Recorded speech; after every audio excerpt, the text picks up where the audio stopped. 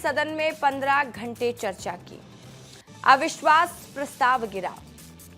विधानसभा में गिरा कांग्रेस का अविश्वास प्रस्ताव। अविश्वास प्रस्ताव गिरने पर बीजेपी ने साधा निशाना। गुटबाजी छिपाने लाए थे अविश्वास प्रस्ताव। कांग्रेस नेताओं में वर्चस्व की लड़ाई है, धर्मलाल कौशिक ने कहा। औपचारिकता पूरी करने के लिए लाया गया विश्वास प्रस्ताव। कांग्रेस ने तथ्यहीन और झूठे आरोप लगाए। और अविश्वास प्रस्ताव लाए तो थोड़ा सा दमखम से लाना चाहिए था, मुद्दे की बात होनी चाहिए थी, तथ्यों को रखना था। लेकिन जैसा एक हम औपचारिकता निभा रहे हैं, अविश्वास प्रस्ताव ला दिए और आप देखें स्टार्टिंग से लेकर के अंतिम तक एकदम नीरा-सी रहा। बल्कि उसके बजाय आप देखेंगे कि सत्ता पक्ष के जो लोग हैं, तथ्यों के साथ में हमारे मंत्रियों ने रखा, हम लोगों ने अपनी बातें रखी और अविश्वास प्रस्ताव में जो अंत में मतदान होना चाहिए, मांगना चाहिए, वो भी नहीं हुआ। ध्वनि मत से वो पारित हो गया। मुझे ऐसा लगता है कि शायद केवल औपचारिकता निभाने के लिए ही अविश्वास प्रस्ताव विपक्ष के द्वारा लाया गया था। विधानसभा में मॉनसून सत्र में विपक्ष के अविश्वास प्रस्ताव पर सत्ता पक्ष और विपक्ष के बीच में तीखी राजनीतिक जंग देखने को मिली। विपक्ष का अविश्वास प्रस्ताव 15 घंटे चर्चा के बाद गिर गया। कांग्रेस ने 136 मुद्दों को अविश्वास प्रस्ताव के जरिए पेश किया था।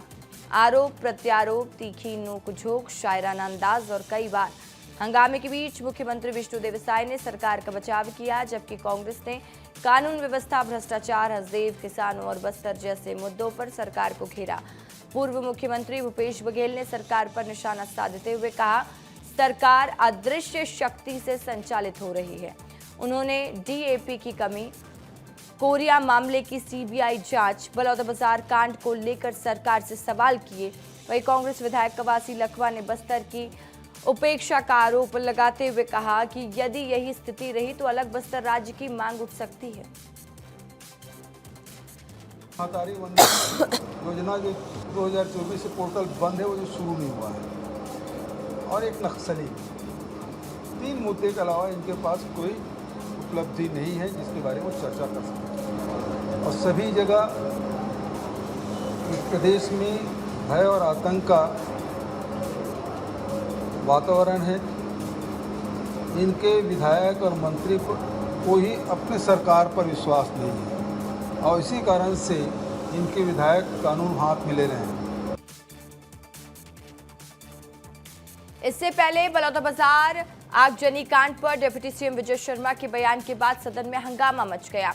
कांग्रेस ने सरकार को घटना के लिए जिम्मेदार ठहराया, जबकि सत्ता पक्ष ने कांग्रेस नेताओं पर लोगों को उकसाने का आरोप लगाया। हेडुमा के समर्थन में लगे नारों को लेकर भी सदन में जोरदार हंगामा हुआ। कार्यवाही कुछ समय के लिए स्थगित करनी पड़ी। उप मुख्यमंत्री अरुण साव ने कांग्रेस सरकार को घोटालों और झूठ की सरकार बताया। पूर्व मंत्री अजय चंद्राकर ने कहा, कांग्रेस ने 136 आरोपों में 56 आरोप दोहराए हैं और ऐसा कमजोर आरोप पत्र पहले कभी नहीं देखा। मानसून सत्र में मंत्रिमंडल के खिलाफ में अविश्वास प्रस्ताव प्रस्तुत किया था और उनके अविश्वास प्रस्ताव में कोई दम नहीं था, बिल्कुल लचर था। ऐसा लगा कि 2.5 साल हो गया है तो मजबूरी में इस अविश्वास प्रस्ताव को वो लाए थे और मैं समझता हूं कि निश्चित रूप से इस अविश्वास प्रस्ताव की चर्चा के माध्यम से जो भी कांग्रेस की विफलता है और हमारी सरकार की उपलब्धि है वो जनता तक जाएगी। विपक्ष के अविश्वास प्रस्ताव को सदन में अस्वीकृत कर दिया गया। हमारे साथ उप मुख्यमंत्री अरुण साव जी हैं, उन्हीं से बातचीत करते हैं। देखिए, कांग्रेस पार्टी जो सरकार के खिलाफ अविश्वास प्रस्ताव लेकर आई थी, 151 पेज का आरोप पत्र, और आरोप पत्र को पढ़ने से वो उनके 2018 के जन घोषणा पत्र की ही तरह केवल और केवल झूठ का पुलिंदा था। न जिसमें तथ्य था, न तर्क था, न सत्यता थी, न प्रमाण था। जनता का विश्वास लगातार बढ़ रहा है, बढ़ता ही जा रहा है और ये अविश्वास प्रस्ताव लेकर आए थे। ध्वनि मत से ये अविश्वास प्रस्ताव निरस्त हुआ है। कांग्रेस जनता की अदालत में बार बार पराजित होती रही है और आज सदन में भी पराजित हुई है। कैमरा पर्सन राजन के साथ खुमन साहू, विस्तार न्यूज।